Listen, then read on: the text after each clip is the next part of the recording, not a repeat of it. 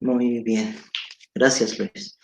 Bueno, pues buenas tardes a todos. Vamos a dar inicio a la última charla sobre historia de México del ciclo de independencia. Para esto, pues teníamos como invitado a Eduardo Orozco Piñón, pero está teniendo problemas técnicos. Entonces, lo que vamos a hacer es que yo voy a empezar a presentar y ya en dado caso de que podamos recuperar el contacto con el ponente, pues ya le cedo la palabra. Por lo pronto, pues vamos a comenzar. Ya todos me conocen, mi nombre es Fausto, soy historiador del programa Pilares del Gobierno de la Ciudad de México. Y pues bueno, igual si entra Orozco, por favor me manda un mensaje o algo, porque como estoy presentando no los puedo ver a ustedes. Aquí estoy compartiendo pantalla y voy a poner las diapositivas. Ok. En sí el tema es Iturbide y la independencia. Yo aquí le puse un segundo título que es Agustín de Iturbide, el villano que independizó a México. Comienzo con esta cita que dice Agustín, es una cita bastante popular, por así decirlo, que lo encontramos muy comúnmente en páginas de Facebook, en pequeñas cápsulas informativas y demás. Y dice Agustín Cosme Damián de Iturbide y Aramburu, conocido como Agustín de Iturbide o Agustín I, fue un conocido militar y político mexicano. Si bien en las primeras etapas de la guerra Iturbide participó con el bando realista, posteriormente pactó con los insurgentes, concretando así la independencia de México. Y pues bueno, les digo que es una cita bastante famosa, pero yo lo recuperé de una página de divulgación de la historia que se llama Historia Contemporánea. Y aquí les dejo el enlace de la misma publicación. Bueno, aquí les dejo un pequeño retrato del buen Agustín de Creo que ya Iturbide. entró Orozco. Entre Orozco. Orozco, ¿me escuchas? Activa tu micrófono, porfa. ¿Ya me escuchan ahora sí? Perfecto. Ok, ¿listo para presentar? Sí, disculpen. Todo lo Ok, que podía fallar falló ahorita. no te preocupes, dejo de compartir y para que tú cargues tus diapositivas. Solo así la charla, no hay Ah, ¿no vas a más ocultar imágenes. diapositivas? Ok, Si quieres puedes dejar al Agustín de Iturbide que estaba ahí. perfecto. Entonces lo voy a volver a compartir.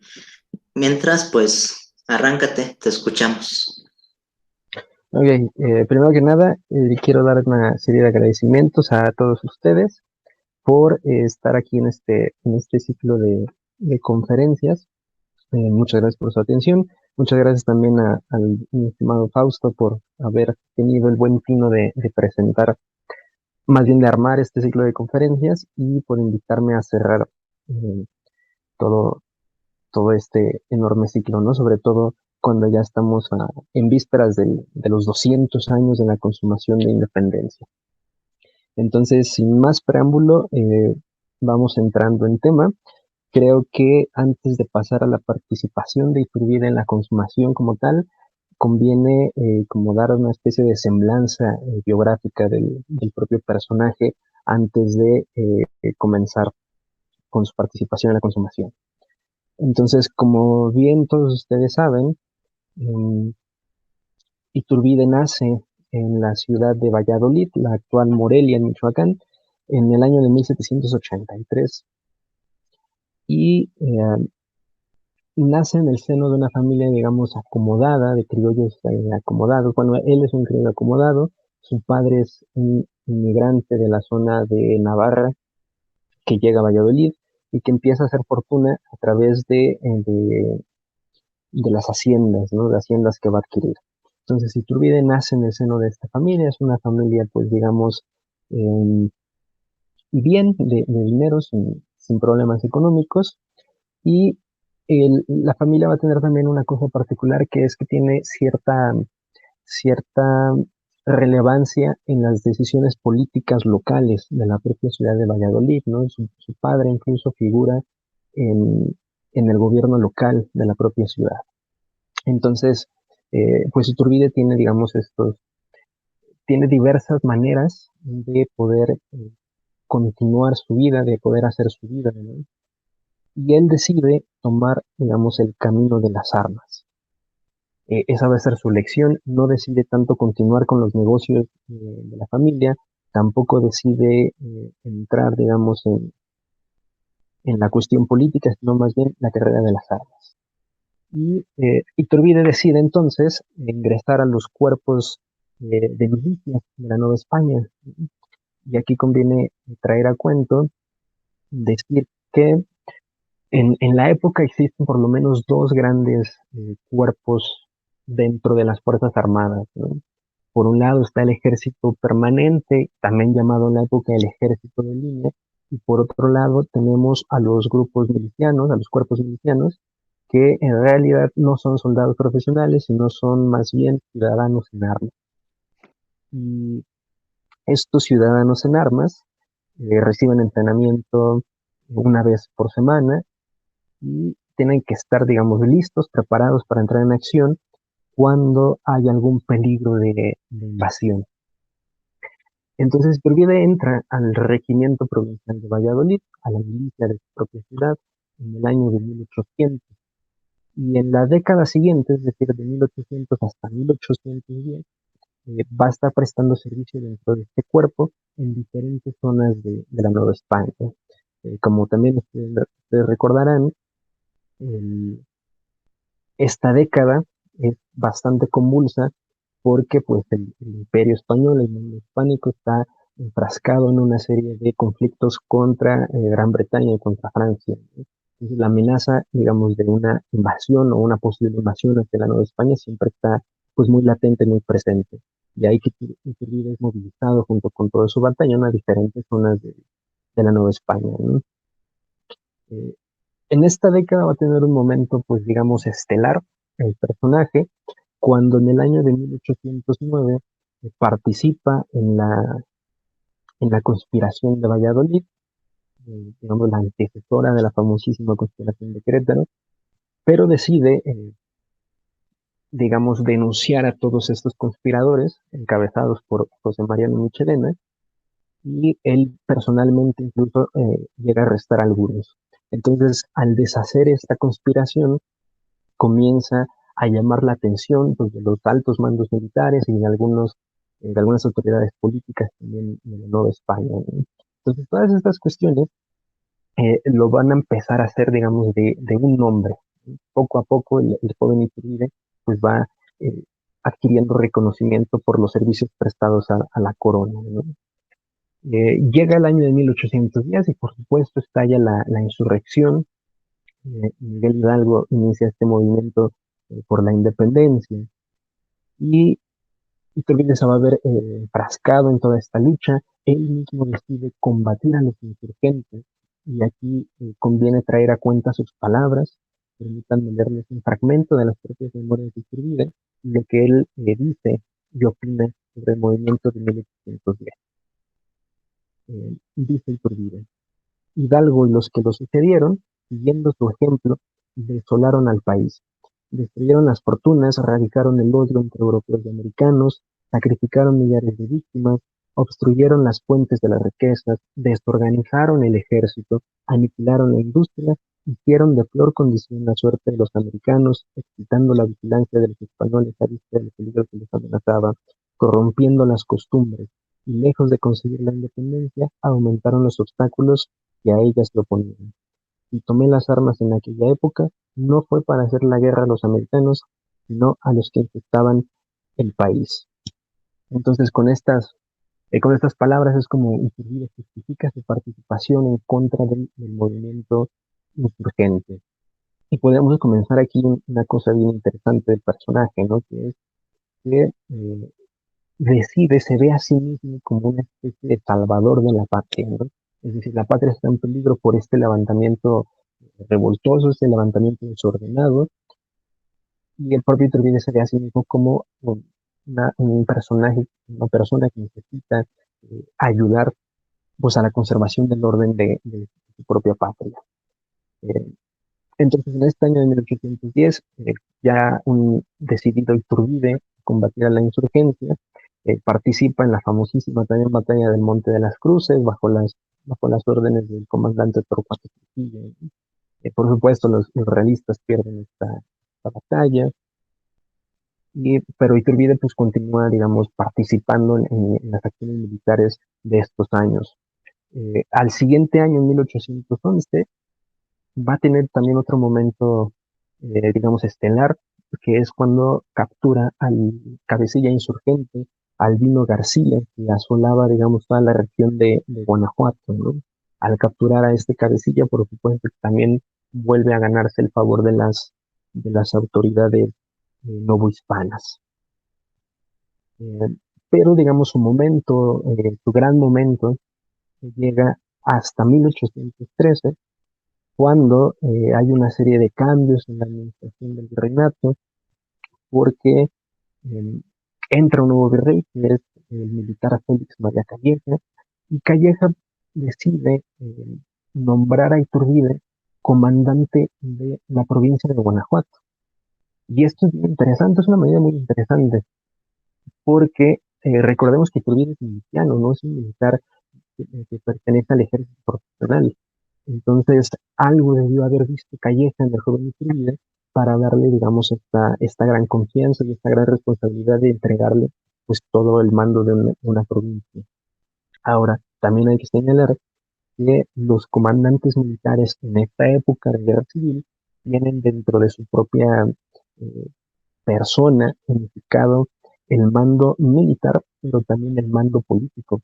Entonces, esa unión entre estos dos grandes eh, ámbitos van a provocar que Iturbide se convierta en un pequeño rey en Guanajuato, por así decirlo, ¿no? Hace y deshace a su voluntad.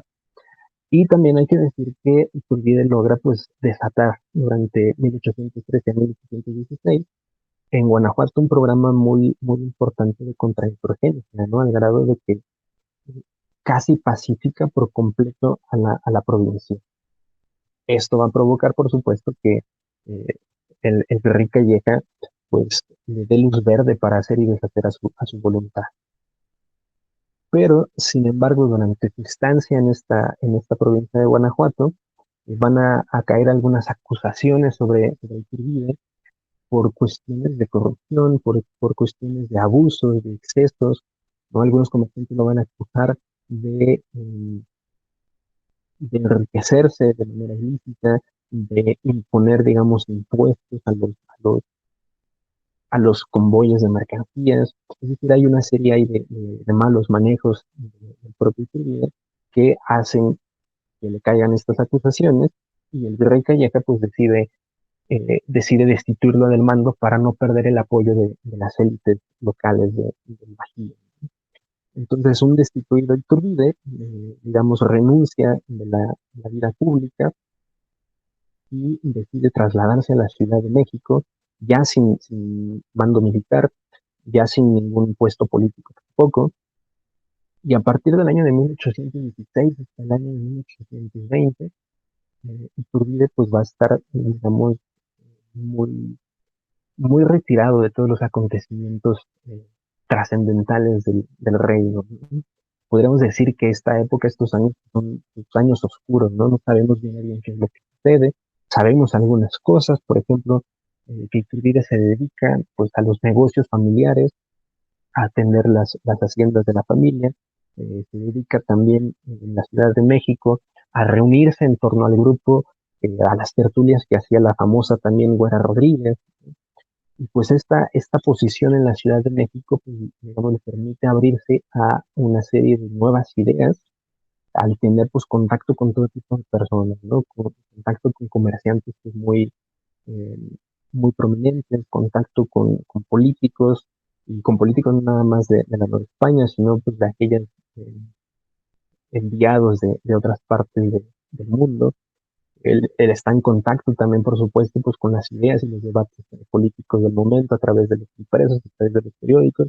Entonces, toda esta posición desde la Ciudad de México, digamos, va pues alimentando eh, a la cultura política, se le puede llamar, del propio personaje, ¿no? De ahí entonces, que cuando llega el año de 1820, pues nos encontramos ya que el mundo hispánico entra, digamos, en un proceso muy revolucionario. Hay una serie de trastornos en el año 1920 que, como ustedes saben, tiene que ver con el pronunciamiento y levantamiento militar del general Rafael del Riego en la localidad de Sevilla. Y pues este militar, junto con el apoyo de otros comandantes, logran obligar al rey español, Fernando VII, a jurar la Constitución de 1812. Entonces hay una transición en el año 20, hay una transición de un gobierno absolutista hacia un gobierno, digamos, de tipo liberal. Entonces, todos estos cambios, por supuesto, van a tener su impacto, un impacto muy grande también en Nueva España, y pues los sectores de la Nueva España van a reaccionar, a veces a favor, a veces en contra, pues del nuevo gobierno liberal constitucional de España. Y aquí cabe mencionar también que, pues digamos, toda esta efervescencia política es también producida por el propio gobierno liberal español. Como ustedes saben, al restablecerse este gobierno, quienes van a llevar, digamos, la batuta del régimen constitucional son las Cortes de Madrid, este, digamos, órgano legislativo de la corona española en esta época.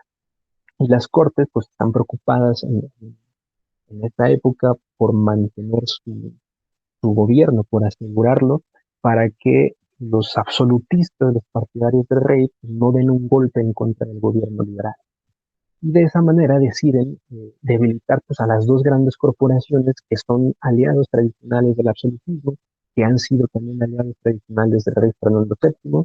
Me refiero, por supuesto, a la Iglesia Católica y al ejército. Entonces, estas cortes, los diputados en las cortes madrileñas, lanzan una serie de decretos que comienzan a reducir los privilegios de estas dos corporaciones. La intención, me parece, va por dos caminos, la intención de las cortes, ¿no?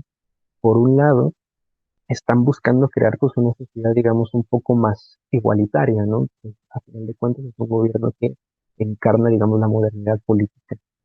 Y por otro lado, están buscando también debilitar a estas dos instituciones para que pues no apoyen, digamos, una intentona absolutista.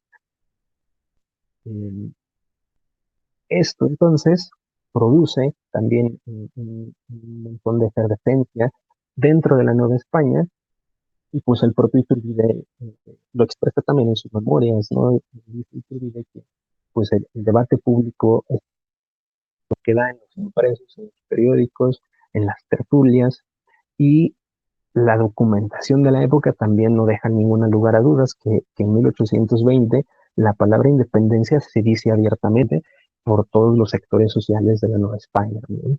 Entonces la cuestión ya no se trata de si Nueva España debe de ser independiente o no, sino de cómo se debe de lograr esa independencia y de qué tipo de gobierno tiene que formarse una vez que la nación sea independiente.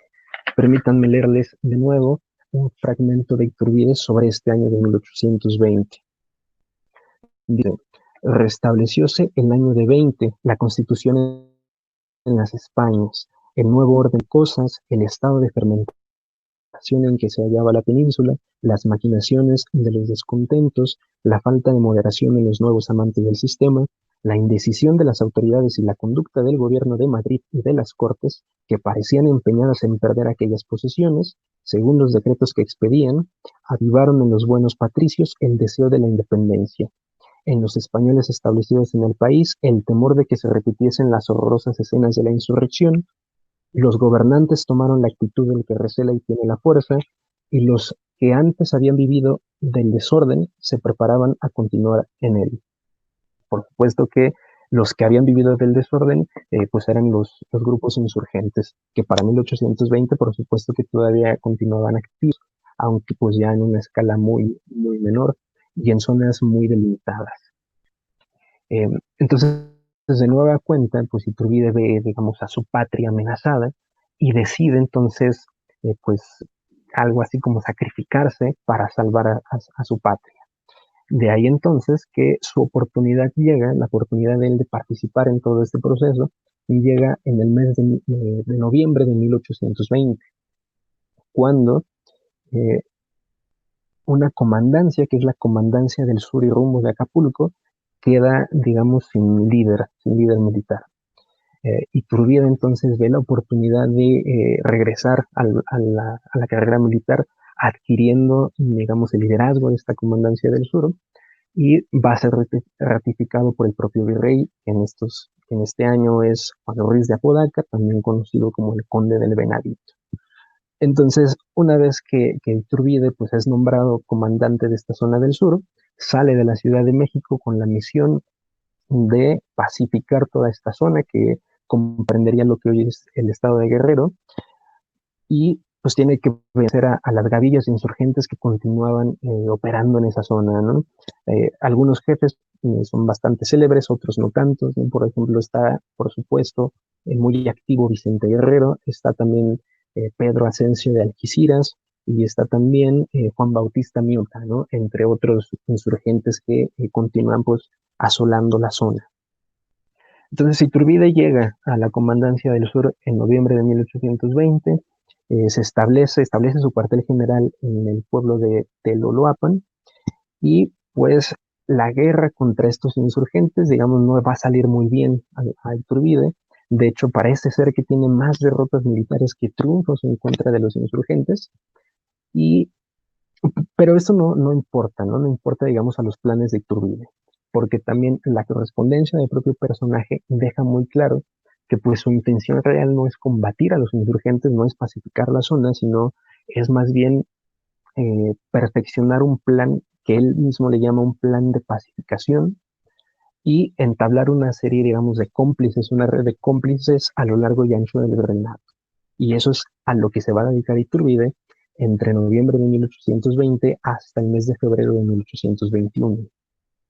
Entonces, tenemos aquí en esos meses, digamos, el origen de lo que después se va a conocer como el Plan de Iguala, ¿no? Pero que en esta época es un misterioso plan de pacificación. Eh, Iturbide va a comenzar entonces a lanzar una serie de correspondencia, al menos en tres niveles bien interesantes, ¿no? El primero de estos niveles es el ejército.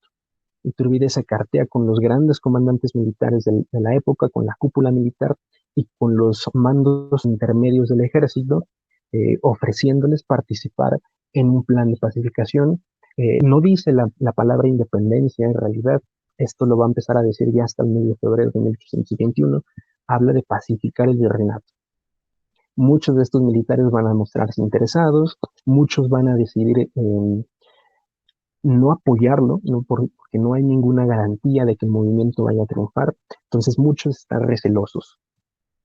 En un segundo nivel, Iturbide lanza una serie de cartas a las autoridades políticas, eh, desde intendentes, algunos intendentes, sobre todo el de Valladolid, y lanza también una serie de cartas a niveles, digamos, más locales, ¿no? A ayuntamientos muy cercanos del pueblo de Teloloapan, invitándoles pues a participar también en este plan. Y en un tercer nivel lanza también correspondencia para las autoridades eclesiásticas. Y esto pues a toda la jerarquía, ¿no? Desde los grandes obispos, como por ejemplo el obispo de Puebla, eh, el obispo Pérez, hasta párrocos pues muy menores de los pueblos cercanos, ¿no? Y pues gracias a esta red de correspondencia que está entablando el personaje, es que logra pues conseguir algunos apoyos, ¿no? Porque muchos, insisto, se muestran recelosos, dicen, prefieren no participar, pero pues algunos se van sumando. Ahora bien, si vemos, digamos, la disposición geográfica de dónde Iturbide está mandando esta correspondencia, nos damos cuenta de cuál es su estrategia para este plan, ¿no? Porque principalmente Iturbide envía sus cartas a las siguientes ciudades. Por un lado, Valladolid, por otro lado, Guanajuato, Querétaro, la Nueva Galicia, que sería el actual estado de Jalisco, manda cartas también hacia Puebla, en menor medida también las manda a Veracruz, ¿sí? Y lanza también una serie de cartas hacia la ciudad de Toluca. Es decir, si los vemos en un mapa, pues estas ciudades están todas alrededor de la Ciudad de México. Y esto quiere decir que la estrategia de Iturbide era pues comprometer a las autoridades de estas ciudades para levantarse todas al mismo tiempo y entre todos proclamar la independencia. Y así dejar, digamos, rodeada la capital, aislarla por completo y pues dar, digamos, una transición hacia la independencia de manera pacífica y ordenada, como lo decía todo el tiempo el propio Iturbide, sin derramamiento de sangre. Ahora bien, todos sabemos también la fecha del 24 de febrero de 1821, que es cuando se promulga este plan de independencia, el famoso plan de Iguala, y este plan pues tiene, digamos, las famosas tres garantías, ¿no? La unión entre españoles americanos y españoles europeos, y la unión también a partir de la figura del rey Fernando VII, porque el propio plan de Iguala pues proclama que quien va a gobernar esta nueva nación pues va a ser el rey Fernando VII o algún miembro de su dinastía. La segunda garantía pues sería la independencia, ¿no? Una independencia absoluta de cualquier otra nación. Y por último está la religión, está la garantía de la religión, ¿no? La defensa a ultranza de la religión católica, apostólica y romana, porque pues Iturbide y muchos otros sectores de la Nueva España en esta época interpretan que estos decretos que vienen desde Madrid, eh, reduciendo los privilegios de la Iglesia, pues son en realidad un ataque en contra de la religión católica. Entonces, a partir de esas tres garantías y a partir del plan de Iguala, pues Iturbide logra, digamos, de una manera pues bastante extraordinaria, eh, convencer a todos los sectores sociales de la Nueva España a unirse, a pactar momentáneamente para conseguir un objetivo común que es precisamente la independencia. Y a partir del mes de marzo de 1821, Iturbide entonces, digamos, deja esta fase de político conciliador que está buscando pues unificar todos los intereses a través de su correspondencia y pues porque pues inicia el movimiento trigarante, ¿no? La campaña militar, que a pesar de que la historiografía y de que la historia oficial nos dice todo el tiempo que no fue una campaña militar, sino que más bien fue como una especie de desfile, ¿no? El ejército trigarante que surge en Iguala, que comienza a desfilar durante meses por todas las provincias de la Nueva España hasta que el 27 de septiembre entra a la Ciudad de México. De manera triunfal, de manera ordenada, de manera pues como si no hubiera sido ninguna guerra, ¿no? De hecho, el propio Iturbide pues es responsable digamos, de esta leyenda. Él mismo lo dice en sus memorias, dice, mi movimiento fue pacífico, fue ordenado y no se derramó ni una gota de sangre, pero pues la realidad es bien diferente. En realidad sí fue una campaña militar en toda la extensión de la palabra. Hubo batallas, hubo sitios, hubo muertos también, y al menos durante los primeros 3 meses, de marzo hasta abril, no, de marzo a mayo de 1821, eh, al ejército trigarante le fue muy difícil, digamos, consolidarse, lograr derrotar a los enemigos en los campos de batalla, ¿no? Entonces, Iturbide pues digamos, esta campaña militar, tratando de reducir la violencia al mínimo, y para ello decide pues implementar una guerra de asedios, ¿no? Asediar a estas ciudades alrededor de la capital, y después de un moderado y después de entablar negociaciones políticas con las autoridades de la ciudad, pues terminan capitulando. Y de esa manera, ya hacia el mes de septiembre de 1821, pues Iturbide y su ejército trigarante logran pues controlar prácticamente todo el virreinato. Esto, por supuesto, pues va a provocar que cuando el último rey, Juan Odón, arriba en las costas de Veracruz y encuentra,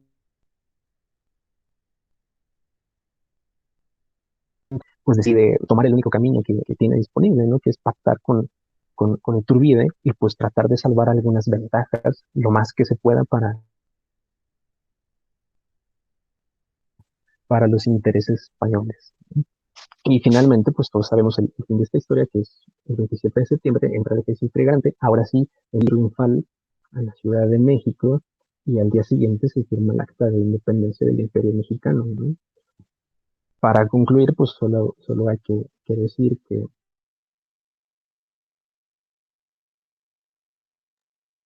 esta independencia de Trujillo es por lo que tuvimos durante 10 años. Y por supuesto que una vez alcanzado el objetivo común que plantea el Plan de Iguala, que es la independencia, pues vienen otra vez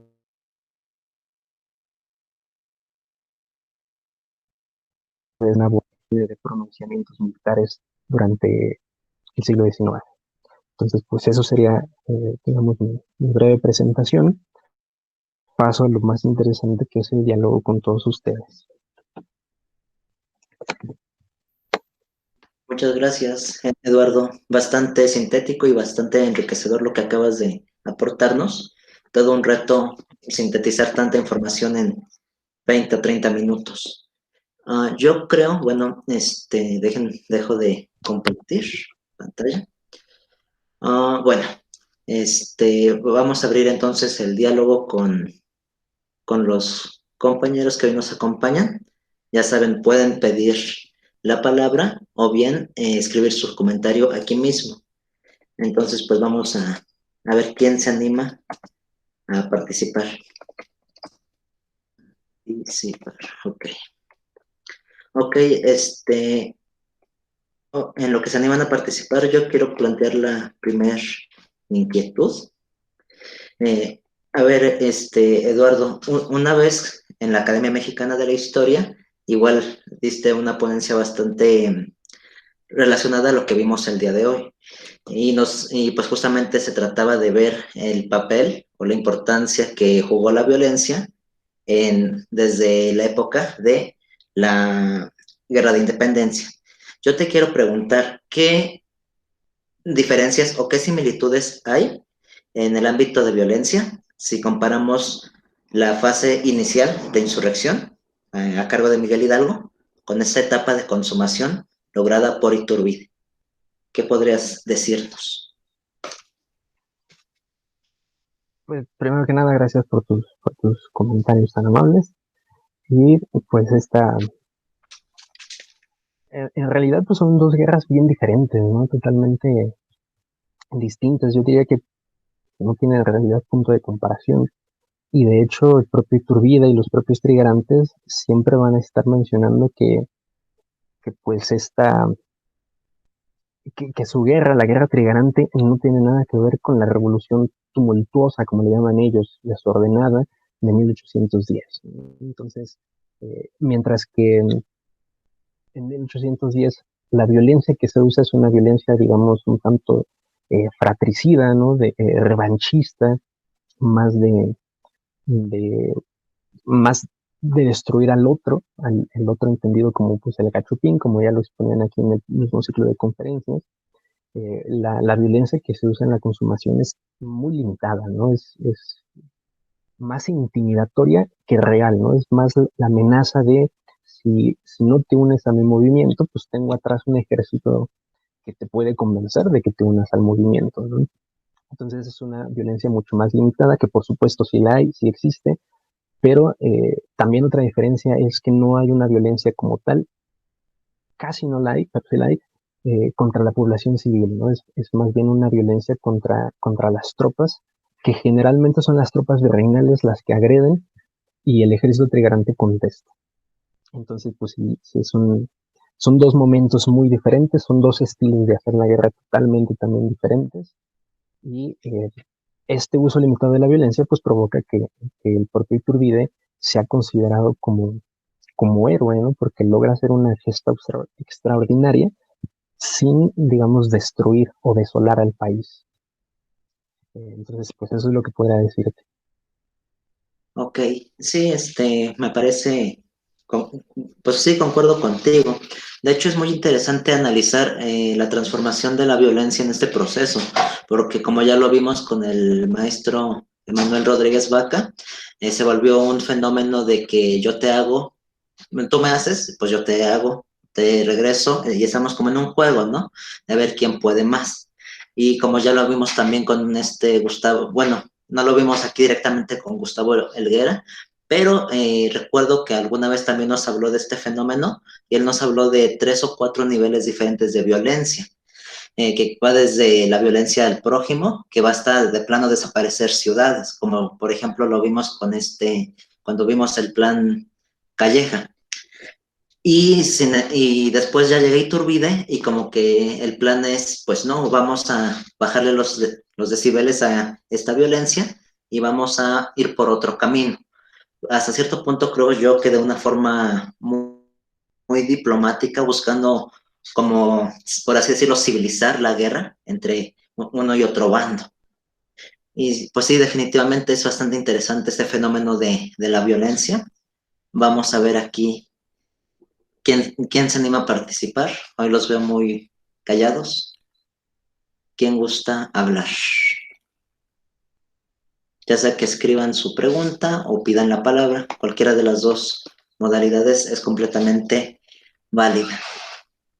En lo que se animan, complementando lo que me comentabas, sí es bien interesante esta idea que das, ¿no? De civilizar la guerra, precisamente es lo que intenta hacer Iturbide, lo dice también en sus memorias, lo dice en sus documentos de la época, dice, esta guerra que nosotros emprendimos es una guerra en la cual pueden estar orgullosas las naciones cultas de la época, ¿no? Así le llaman, las naciones cultas. Y también lo que decían sobre la rebelión de Hidalgo, pues me parece que se entiende un poquito mejor las diferencias si tomamos en consideración que este movimiento de Hidalgo de 1810, creo yo que tiene más que ver con una especie de rebelión indígena, de rebelión, pues una lucha de clases sociales, como las que habían acontecido a finales del siglo XVIII, que con en realidad una guerra como tal con la independencia, ¿no? Este movimiento de Hidalgo serviría como esa bisagra que une pues estas rebeliones con el movimiento de independencia. Sí, sí, estoy de acuerdo. Y pues sí, yo Bueno, creo que gusta hablar Lilia Velázquez. sí, pues en realidad sí era violencia, pero era una violencia con una finalidad. Ahora hay violencias que no son con ninguna finalidad. Ya la violencia ya no se sabe ni por qué pasa una persona y golpea a otra. Se golpean entre pueblos por sus tierras. ¿Por qué? Porque el gobierno hasta la fecha, no desde la época de Allende o de la reforma, ha habido esos problemas de lucha de tierras y todo eso, sino que hasta la fecha seguimos en lo mismo. Entonces la historia no se ha acabado sobre lo de la violencia en la lucha social. No sé qué opinen. Pues sí, en efecto, la violencia pues siempre se ha utilizado desgraciadamente, ¿no? Y sobre todo pues en este sentido pues de defensa de lo propio, ¿no? Como usted decía, de defensa a veces en propiedad, ¿no? Como en la tenencia de las tierras, pero también pues está la violencia, digamos, por defensa de causas sociales, ¿no? Que es un poco lo que sucede con la rebelión de Hidalgo, ¿no? Eh, en el caso de Iturbide y en el caso de la Trigrancia, pues se podría decir que la violencia que ellos están ocupando es una violencia con una finalidad política muy importante, ¿no?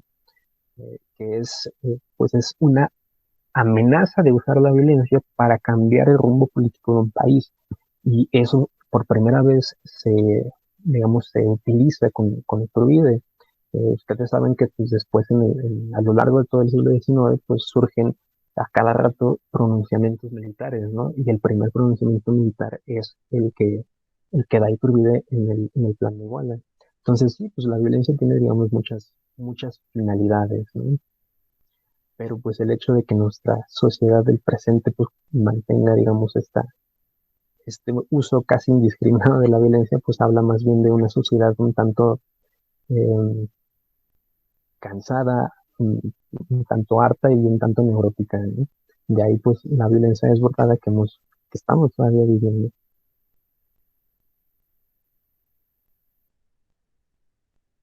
Sí, de hecho, pues yo Muchas gracias. gracias a ti, Lilia Velázquez.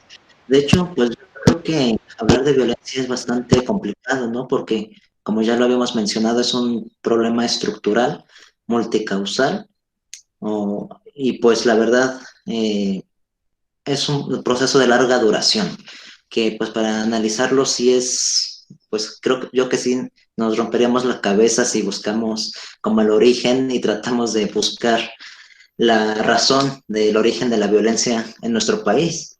Que bueno, creo yo que en cada contexto, en cada época, se viven diferentes factores que interfieren en la forma en que se va a expresar esta violencia. Por ejemplo, hoy en día tenemos la violencia que se ha normalizado y que sale a relucir, por ejemplo, en redes sociales y muchas veces ni siquiera lo notamos, sino simplemente vemos publicaciones, incluso hasta nos da risa, hasta después que repensamos un poquito y decimos, pues es que, ¿por qué me estoy riendo de esto si es un acto de violencia?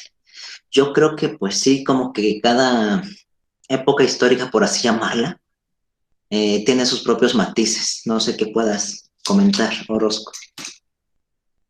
Pues sí, en efecto, ¿no?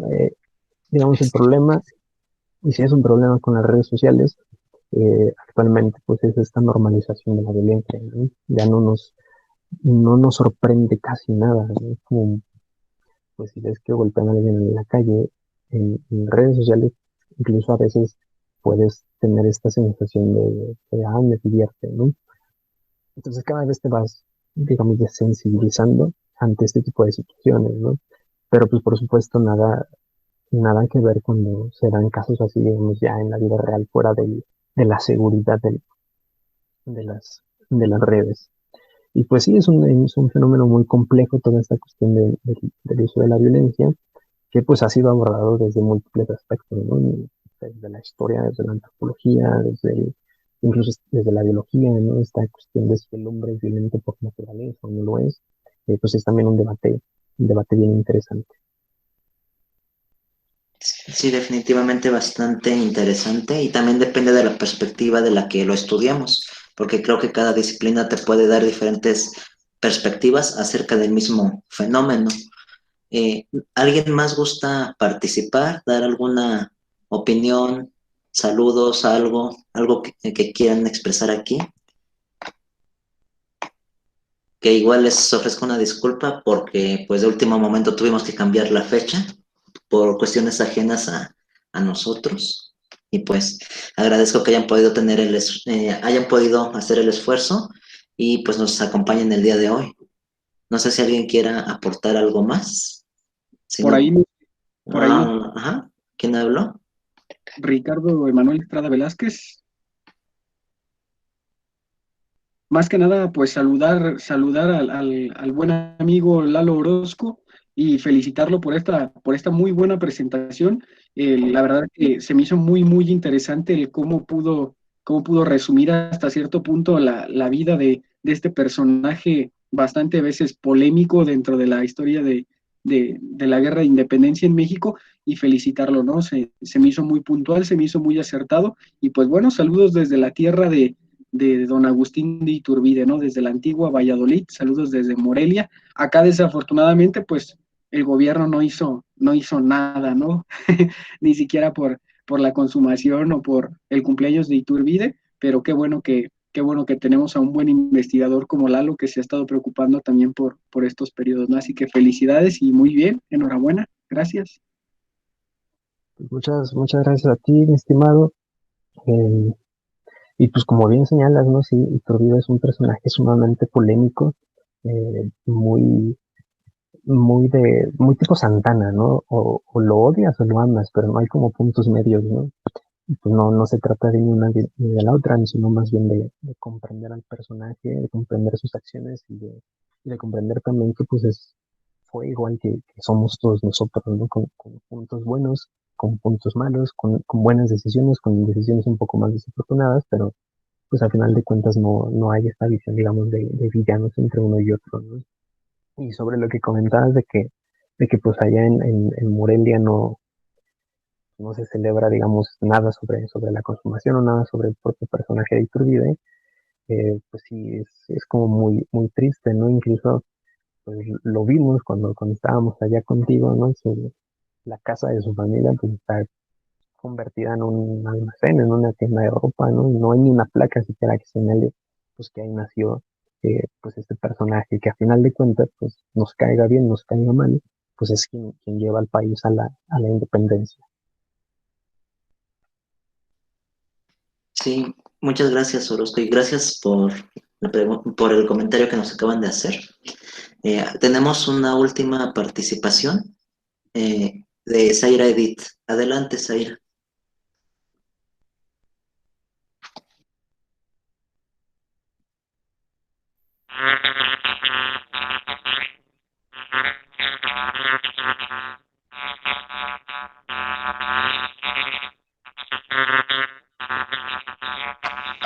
No sé lo que dice.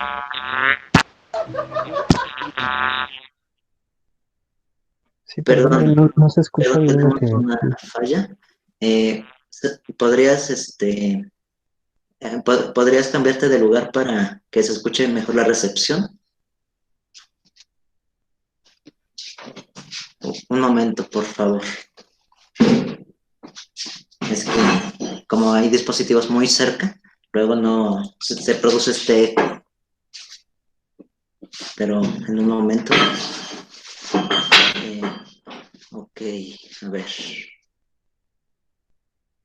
Adelante, Zaira.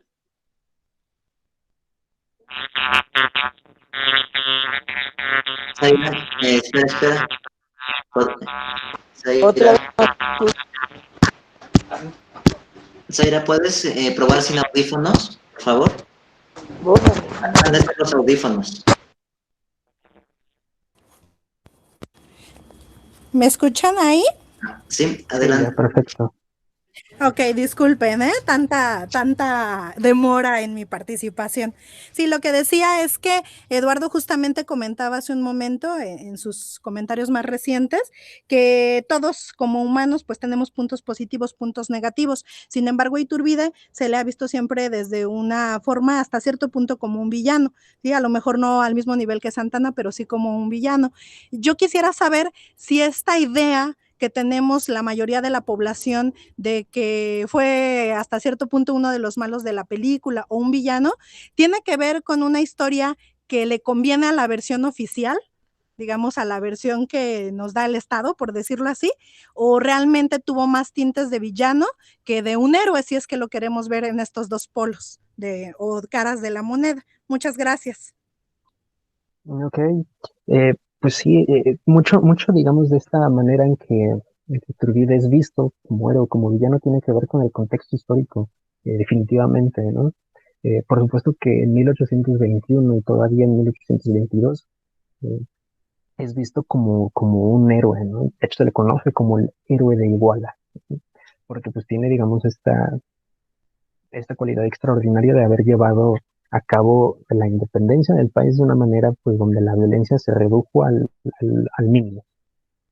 Eh, y pues durante gran parte del siglo XIX, todo el siglo XIX, la figura de Iturbide pues es un tanto respetada, ¿no? Comparte, digamos, el panteón nacional junto con los demás próceres del movimiento independiente. Incluso pues hay una foto muy famosa, muy conocida de el funeral de Benito Juárez en Palacio Nacional. Estamos hablando pues ya muy entrado el siglo XIX y, y en esa foto detrás de él se puede distinguir perfectamente un retrato de Iturbide, ¿no? Entonces esto nos habla de que su figura pues no es la de un villano, definitivamente no es la de un villano durante el siglo XIX, ¿no? Aunque haya sido fusilado por las autoridades mexicanas, ¿no? No se le queda esta condición. Pero todo, digamos, comienza a cambiar hasta el siglo XX, por ahí de 1921 a 24, ¿no? En este gobierno pues, posrevolucionario, eh, ve a Iturbide como una amenaza porque se comienza a interpretar al personaje como un contrarrevolucionario. Es decir, este movimiento trigarante de 1821 se entiende después de la revolución de 1910, se entiende como un movimiento eh, reaccionario, ¿no? Y precisamente pues un régimen emanado de una revolución pues, no va a tener, digamos, en su panteón nacional a un héroe, digamos, de la contrarrevolución, ¿no? Por eso es que pues, se quitan, digamos, su nombre su nombre está inscrito en letras de oro en el Congreso, me parece, y es citado, removido, y pues comienza, digamos, toda esta eh, eliminación de Iturbide y de su nombre de la historia oficial, precisamente, y porque es un héroe contrarrevolucionario, y en ese sentido, pues hay que eliminarlo de él. Ahora, pues estamos hablando de que todo esto pues, tiene ya casi 100 años, entonces pues tampoco conviene pues, mantener, digamos, esta figura dual, ¿no? de Iturbide. Insisto, no es ni héroe, ni es tampoco el gran villano que siempre se ha dicho, sino pues es simplemente un personaje más que participa en todo este gran proceso de 11 años, que es el proceso de independencia. Muchas gracias, Eduardo, y gracias, Zaira Edith, por la respuesta, por la pregunta que nos hiciste. Y pues bueno, yo igual creo que tiene mucho que ver con el gobierno en turno en el que se hace, se escribe, por así decirlo, la historia. Porque pues bueno, yo creo también que dependiendo del gobierno que tengamos en turno, así se va a tener una visión de la historia. No es lo mismo los libros de texto en el contexto hoy en día, por ejemplo, del PAN, o por ejemplo, si estuvieran a cargo del PRI, o si estuvieran a cargo de Morena. Yo creo que a final de cuentas la historia es una herramienta política que sí tiene bastante peso y sí tiene una gran utilidad para justificar, o para legitimar una u otra acción. Hoy en día, pues, la figura de Agustín de Iturbide como que sí permanece un tanto relegada, ¿no? Porque aparte, para bien o para mal, como lo queramos ver cada uno de nosotros, el gobierno actual tiene a sus propios héroes nacionales, a los cuales busca enaltecer. Pues obviamente si enalteces a unos, a los que no pertenecen a este grupo selecto, pues los estás haciendo un poquito menos. Yo creo que tiene mucho que ver todo esto también. Y pues Sí, bueno, claro. Claro, de hecho, pues ya veremos qué sucede, ¿no? Con el siguiente año, con la conmemoración del bicentenario de la consumación, pero pues hay algunos indicios de que la posición oficial va a ser más bien rescatar a la figura de Vicente Guerrero, ¿no? Y pues hay que señalarlo, ¿no? A mí en lo personal me cae bien Vicente Guerrero, pero pues en 1821 su participación es muy limitada, ¿no? Entonces ya veremos qué nos deparan las celebraciones oficiales. claro, ya lo estaremos viendo. Pues bueno, antes de concluir esta charla, vamos a pasar al aviso del día de mañana. ¿Te parece, Eduardo? Claro, claro. Bueno, pues el día de mañana tenemos evento por el cual justamente tuvimos que modificar la charla del día de hoy. Y permítanme, les voy a compartir pantalla. Me parece que es esta. Creo que sí. A ver. Sí, me dicen cuando vean la imagen, por favor. Ahí está. ¿Sí se ve? Perfecto. Bien, pues el día de mañana tenemos una edición especial por parte de Pilares, el programa Pilares de la Ciudad de México, que se llama Rumbo al segundo centenario de la consumación de la independencia, de la edición Repensando la Historia. Vamos a tener, no sé si los que hoy nos acompañan recuerdan que hace un mes justamente tuvimos otra edición, pero para conmemorar la conquista de la caída de México Tenochtitlan. En esta ocasión, pues vamos a hacer este pequeño evento sobre la consumación de la independencia, que pues lo ideal hubiera sido que se hubiera presentado ayer, pero pues era día no hábil para trabajar y pues problemas burocráticos, no pudimos agendarlo para esa fecha. Pero bueno, este evento va a estar está organizado por Pilares, pero a su vez tenemos como invitados a a dos personas muy importantes del Seminario de Historia Militar y Naval. Uno de ellos es José Francisco Vera Pizaña y el otro pues es justamente Eduardo Orozco, que aquí tenemos justamente los temas que van a aportar cada uno de ellos. Aquí tenemos, bueno, a Orozco lo tenemos hasta acá arriba, que dará la guerra por la independencia, 1821. Y tenemos a Francisco, que nos estará presentando la pequeña ponencia de la independencia se consolidó en 1829. Posteriormente, después de la serie de pequeñas presentaciones, vamos a tener la presentación de lo que fue el número 46 de la revista Bicentenario, el ayer y el hoy de México, la cual es una revista bastante importante a cargo del Instituto de Investigaciones Dr. José María Luis Mora. El evento pues será llevado a cabo el día de mañana. En total el evento dura hora y media. Empezamos a las 5 de la tarde, en la misma hora que realizamos las charlas. Y será a las 17 horas en vivo por Facebook Live, por el Facebook de Pilares de Ciudad de México. De hecho, ahorita les paso el enlace de la página para que puedan acompañarnos el día de mañana. No sé qué quieras aportar para complementar, Eduardo. No, pues nada, nada más, ya dijiste toda la información, ojalá nos veamos por allá y pues no hay ningún problema, ¿no? Ya estaremos viéndonos de nueva cuenta el día de mañana. Claro que sí, estaremos el día de mañana. Aquí en el chat les pongo el enlace de la página de Facebook de Pilares, por si gustan acompañarnos. Y pues bueno, ahí estaremos transmitiendo. Pues bueno, pues creo que con el día de hoy concluimos esta charla y de paso concluimos el ciclo de charlas sobre la independencia de México. Gracias a todos los que nos acompañaron desde la primera hasta la última, que fue el día de hoy. Y pues les agradezco que hayan participado. Próximamente les estaré mandando enlaces de otras charlas que inician el mes que viene, es decir, en octubre, en unos cuantos días. No sé si quieras dar una última conclusión, Eduardo.